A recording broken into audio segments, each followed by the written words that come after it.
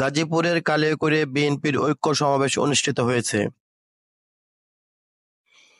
রবিবার বিকেলে উপজেলার কালিয়াকৈর বাজার এলাকায় সদস্য নবায়ন ও নতুন সদস্য সংগ্রহ করতে এই ঐক্য সমাবেশের আয়োজন করা হয়। এখানে কেন্দ্রীয় বিএনপির ৩ নেতা সহ জেলা ও উপজেলা পর্যায়ের বিপুল সংখ্যক নেতাকর্মী উপস্থিত থাকলেও জেলা বিএনপির সদস্য সচিব চৌধুরী ইসহাক আহমেদ সিদ্দিকী এবং তার সমর্থকদেরকে দেখা যায়নি। ঐক্য সমাবেশের প্রধান অতিথি হিসেবে উপস্থিত ছিলেন কেন্দ্রীয় বিএনপি ঢাকা বিভাগের দায়িত্বপ্রাপ্ত সাংগঠনিক সম্পাদক কাজী সাইয়েদুল আলম বাবুল।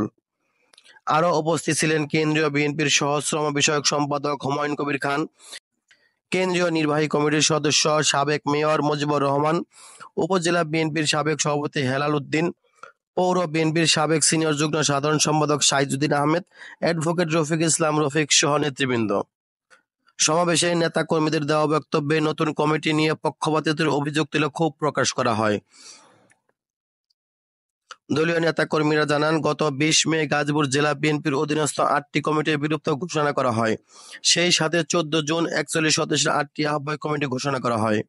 নবগঠিত সকল কমিটি স্থানীয় নেতৃবৃন্দ মেনে নিলেও কালিয়াকৈর উপজেলা ও পৌর বিএনপি নিয়ে সমালোচনা তৈরি হয়।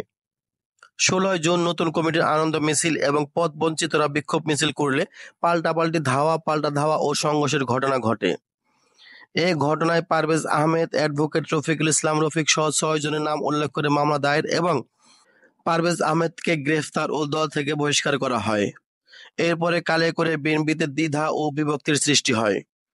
এ সময় হাজার হাজার নেতা কর্মীরা পারভেজ আহমেদের মুক্তির দাবিতে স্লোগান দিতে থাকেন।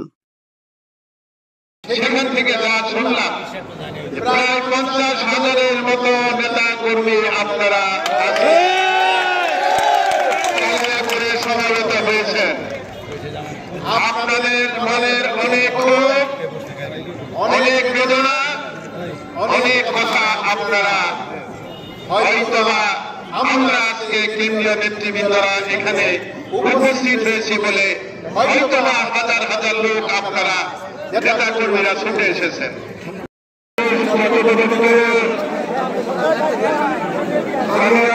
রাজনীতির ইতিহাসে সর্ববৃহত্তম সমাবেশ